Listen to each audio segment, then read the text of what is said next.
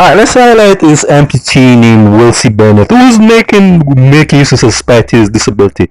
Despite having his left leg amputated above the knee, Wilsie Benneth still decides to stand tall and carves with able to make a living. Cardboard and eagles, ashtrays, coats of arms, forks, and spoons were on display in the small space he used around the busy thoroughfare in Linstead, St. Catherine.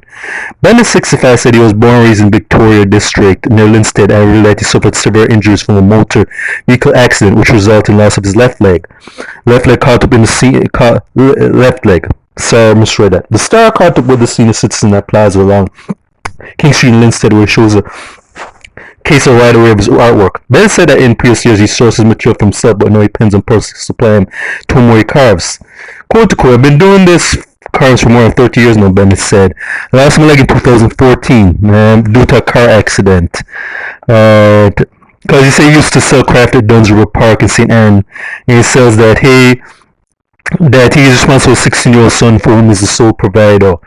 And he's not saying what happened to his mom, the mother of the child.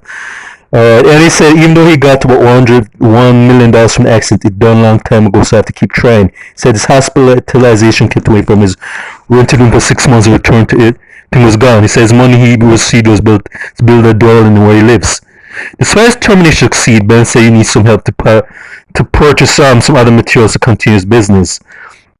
And so basically he just basically pleading for help to kind of get him back on his feet. And yeah, this is not meant to be a pun or anything, but yeah, guys in hard times. And it says that court research at about 4,000 disabled people in Jamaica. I'm sure there's more than that, but this is what was reported so far. Now, what I think, that's fucked up what happened to him, and you have to give props to the fact that the guy is still trying, because the guy's up there in age, and he has a 16-year-old son.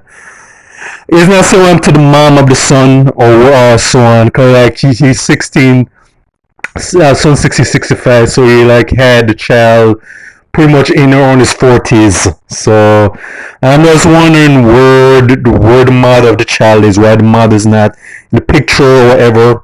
They don't mention that, or even where's the rest of his family members. Does he have any other family members who could help him out? But then again, maybe they're estranged or whatever, and they said leave him out on his own or whatever. Again, when I hear stories like that, I feel pity for his people, but questions do come to mind. It's like, okay, I feel for this guy, but where's his family or some friends? Because all of them should be having his back though. Because if he went through an accident, or even does he have health insurance? Again, those are questions. And yeah, I know that the health insurance policy in Jamaica is a disgrace. I'm gonna say that off the top of my head, but I just really hope that this guy gets all the assistance he needs for him and his son, because this guy is up there in age. He's crippled, and he should not be struggling like this, because he should be at the age where he should be retired, and perhaps his family, or even though he has a very young son, all of them should be helping to take care of him. I'm just saying, I don't have all the answers. I don't know dude like that, but if stories like this need to be highlighted, because like I said, there's some people who are struggling, suffering in Jamaica, who should not be doing so because of reasons too numerous to name. But that's all I have to say for this guy. Hope for the best that this guy gets all the help he needs. So this is for State of Jamaica in the Caribbean. Check out my YouTube pages, Miles Gleason Fern, Miles G Productions, that's some Miles. Alright.